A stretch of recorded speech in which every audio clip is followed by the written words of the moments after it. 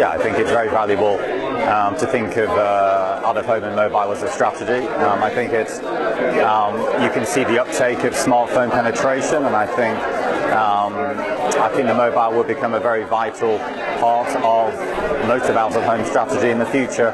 No, absolutely, and I think we're starting to see some really good examples of the way in which they've been used together in a very engaging fashion. So I think consumers are starting to really appreciate and engage with those sorts of collaborations between outdoor and mobile, and particularly when they've been used in sort of innovative and creative ways.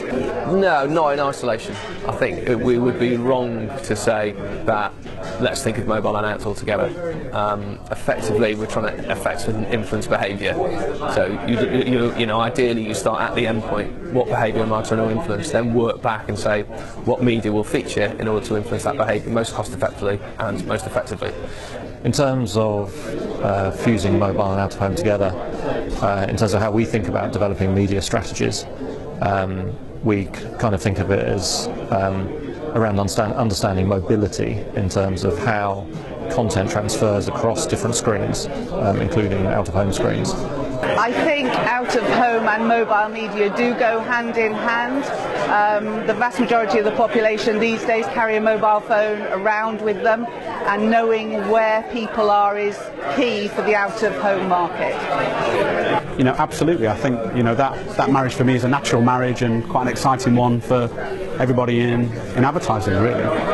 The fusion between out-of-home and mobile is, I think it's sort of a match. It's not quite made in heaven, but certainly made for each other. It just seems logical putting the two together, and we've tested it with KitKat on a couple of promotions, and I've no doubt that we're going to continue to test it, keep testing it and finding out, exploring, see what we can do, and what works and what doesn't work.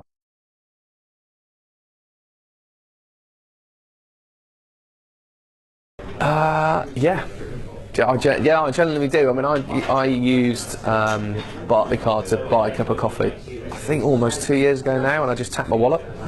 I've used an Oyster card for a while now. I've used NFC on outdoor posters. I think we're all really comfortable if we think it's secure.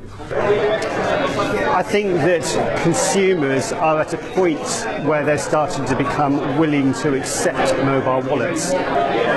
I definitely think that mobile wallets are the way forward. I think probably I'd quite like to carry cash with me at the same time, but paying for things easily with my mobile, it seems the way to go. Mobile wallets are certainly going to be a common feature in the next few years, undoubtedly. I can see a real consumer benefit to them. I think it's obviously there's time being taken at the moment because there's a lot of parties to bring together, and there's a lot of thought being applied around issues such as security. Those issues will be cracked. Mobile wallets will be prevalent within the next handful of years, certainly. I think consumers moving to chip and pin a few years ago, I think the next generation of consumers using mobile wallets and adopting to that technology will just naturally happen very organically. I don't actually think it's about the wallet. I think it's about the stepping stones between the consumer and the wallet. So it's the bit that lives in the middle. And the way to think about this is it's about loyalty, it's about offers, it's about coupons, it's about redemption, it's about targeting consumers in a particular place at a particular time when they're in the right context to buy things. I think mobile wallets will emerge slowly. I don't think there's going to be a sudden tipping point where it suddenly happens. Clearly it'll be led by the technology. Although, having said that, I think that there's a fair bit of technology we've already got in our phones that some people don't even know that they've got. Why would a consumer want to engage with a poster? Well, I think posters are extremely engaging, actually. I think if you get it right, on occasion you can use posters to be incredibly creative and visually impactful, therefore really memorable. I think at their best they can encourage brand reappraisal, certainly when used on scale.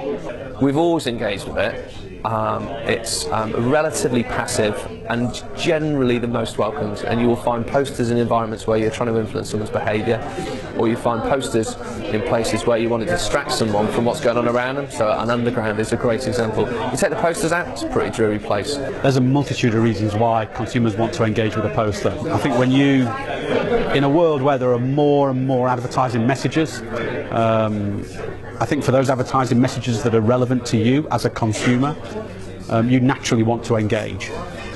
Well, for consumers to engage with posters, certainly in the tests that we've done so far, we've found that if we're going to give them something, i.e. a chance to enter a competition to win £10,000 for instance, there's a reason to engage. They're not going to engage with every poster. That's the same as they wouldn't engage with every TV ad or every print ad.